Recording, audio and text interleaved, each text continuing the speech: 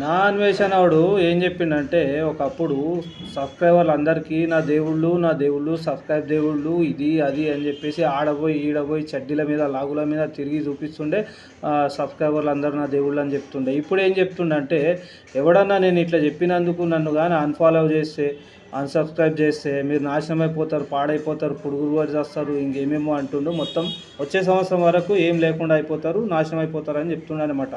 అంటే ఇప్పుడన్నా కనీసం బుద్ధి వచ్చింటుంది అనుకుంటా ఈయనకి సబ్స్క్రైబ్ చేసిన వాళ్ళకు, ఈ సబ్స్క్రైబర్లకు అందరికీ కూడా హిందువులకు జర బుద్ధి వచ్చింటుందేమో అని అనుకుంటున్నా. ఇటువంటివనికా మీరు సబ్స్క్రైబ్ చేసుకున్నది, ఇటువంటివనికా మీరు ఫాలో అయ్యేది.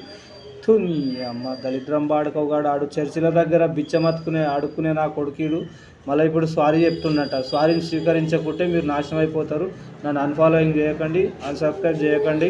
ఒకవేళ నేను తప్పు చేసినట్లయితే గణేశుని గుళ్ళో పోయి నేను చేయబెట్టి చెప్తా, నేను రక్తం కప్పుకొని చచ్చిపోతా, అది ఇది అని చెప్తున్నా. దరిద్రం బాడుకో ఇటువంటి ఫాలో చేస్తే మీరు కూడా అదే రకంగా పెద్ద ఏమంటారు ఆడో టెర్రరిస్ట్ లెక్కల ఇప్పుడు ఆడు పెద్ద టెర్రరిస్ట్ గాడు ఇప్పుడు ఆడు దేశానికి పట్టిన చీడ పురుగు వాడు నా అన్వేషణ గాడు.